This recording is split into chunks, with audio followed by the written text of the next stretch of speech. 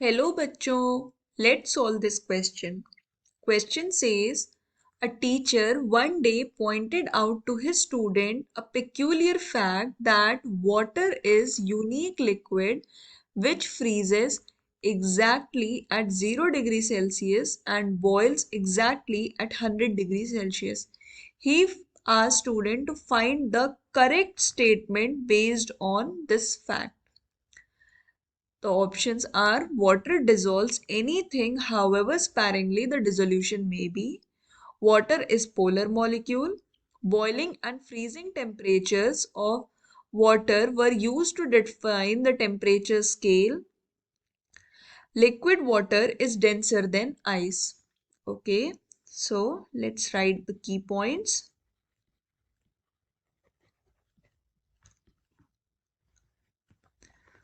सबसे पहला boiling point water का है 100 डिग्री सेल्सियस. फ्रीजिंग पॉइंट है 0 डिग्री सेल्सियस. नाउ अब हम लोग देखते हैं. फर्स्ट ऑप्शन है water dissolves anything however sparingly the dissolution may be. So first, water अपने अंदर हर एक चीज डिसॉल्व कर लेता है, चाहे वो जितना ही कम सॉल्युबल क्यों ना हो. तो ये स्टेटमेंट तो गलत है बिकॉज वाटर अपने अंदर हर एक चीज डिसॉल्व नहीं करता है. फॉर एग्जाम्पल ऑयल वाटर में कभी भी डिसॉल्व नहीं होता है. तो फर्स्ट ऑप्शन तो गलत हो गया. Now second option, option B, water is polar molecule. तो वाटर पोलर मॉलिक्यूल है, ये स्टेटमेंट करेक्ट है बिकॉज उसका स्ट्रक्चर कुछ ऐसा बनता है and the lone pairs, oxygen में 2 लोन पेयर होते हैं, इसमें पार्शियल नेगेटिव एंड H में पार्शियल पॉजिटिव.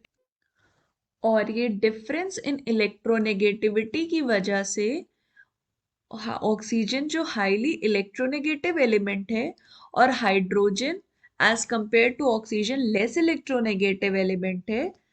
ऑक्सीजन में पार्शियल नेगेटिव और हाइड्रोजन में पार्शियल पॉजिटिव चार्ज आ जाता है और इस वजह से वाटर हमारा पोलर मॉलिक्यूल की तरह एक्ट करता है. सो वाटर हमारा पोलर मॉलिक्यूल है. ऑप्शन बी करेक्ट है. Now looking for option C. Boiling and freezing temperatures of water were used to define the temperature scale. ये स्टेटमेंट भी बिल्कुल करेक्ट है because boiling point water exact 100 degree में boil करता है और एग्जैक्ट 0 डिग्री में फ्रीज करना स्टार्ट कर देता है, जिस वजह से इस जो हमारे टेम्परेचर स्केल हैं वो बनाए गए इसी बेसिस पे.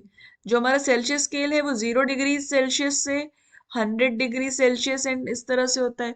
फिर हमारा जो केल्विन स्केल है उसका जो बेसिक पैरामीटर हमारा देखते हैं तो हम 273 केल्विन से मतलब 100 उसमें ऐड कर देते हैं.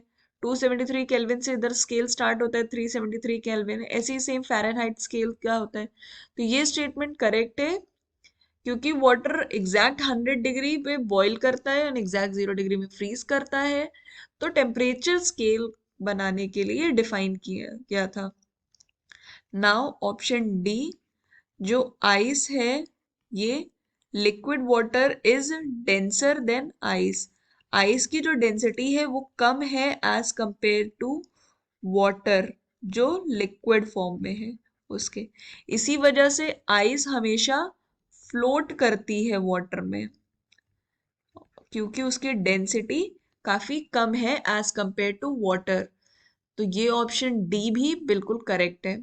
तो इस क्वेश्चन में 3 ऑप्शंस करेक्ट हैं, option B, option C and option D. Only option 1 is incorrect. I hope आपको ये सॉल्यूशन समझ में आया हो. All the best for your examinations. Thank you.